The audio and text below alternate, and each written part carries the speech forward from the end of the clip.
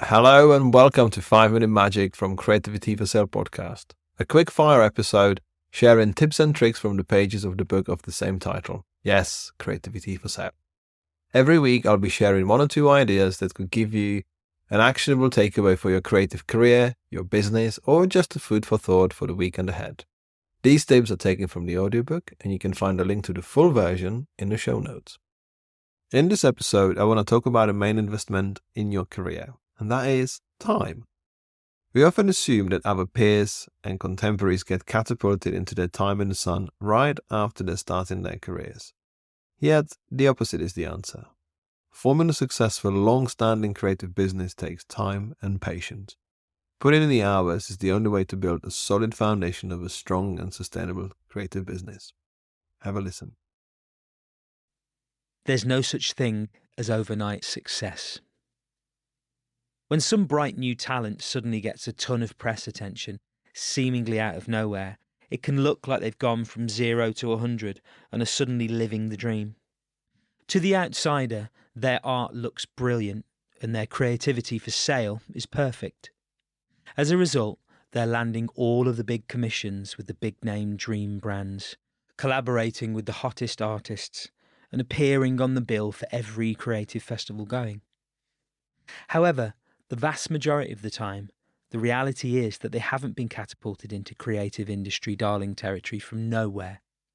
It might seem that way from the outside, but they've almost certainly been toiling away without most of their peers noticing, and certainly without the industry press paying any attention, for months, years, or even decades.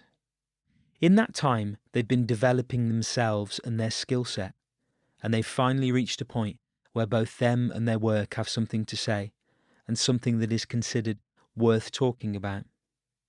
Of course, there is always the exception to the rule, and a rare few make it to the top faster than most. However, while legions of new creatives are hungry for their time in the sun, they don't know how to handle the heat at that point, or appreciate how much it can burn them.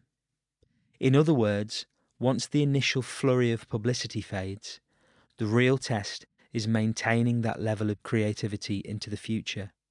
And that's very challenging without a solid foundation in place. This is why I believe it's better to take the time to truly enjoy your journey and appreciate your development rather than landing a rapid breakthrough.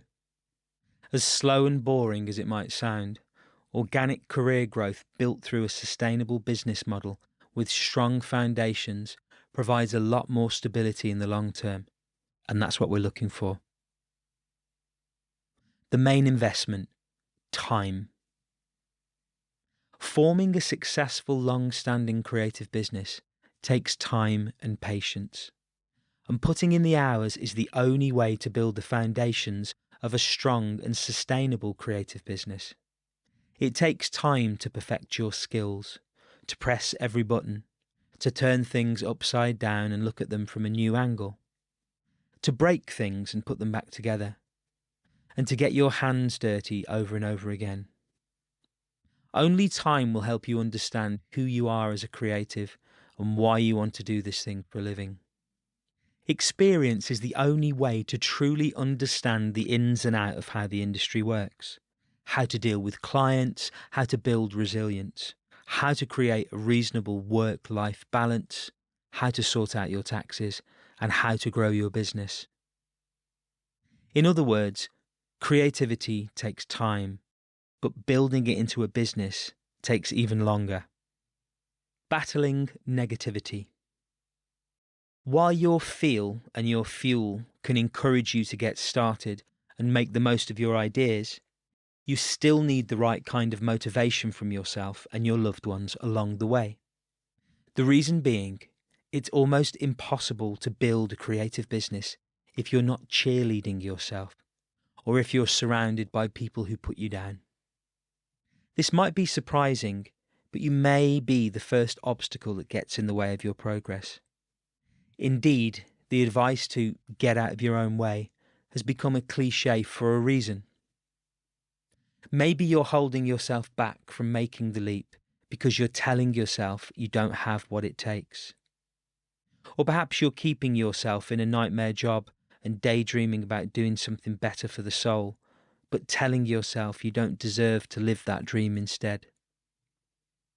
If it's not ourselves, then sadly, it's sometimes the people who are closest to us who can let us down the most, especially when it comes to following our wildest dreams.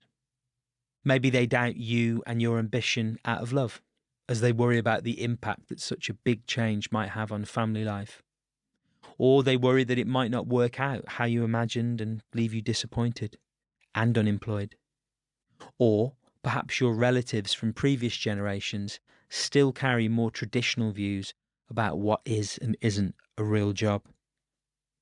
Either way, you need to find cheerleaders who encourage you to pursue your goals. Hearing about what might go wrong or the worst possible case scenarios can be draining, but don't let that throw you off course. Shutting off the negative noise from outside and within will help you focus on getting your creative business going. If starting a creative business feels right to you and you're armed with the right insights, then, as Dory says, just keep swimming. Don't look sideways and don't look back, no matter what your negative inner voice or the naysayers are muttering under their breath. And if you're doubting yourself right now, then as the saying goes, fake it till you make it, which you will, I don't doubt it.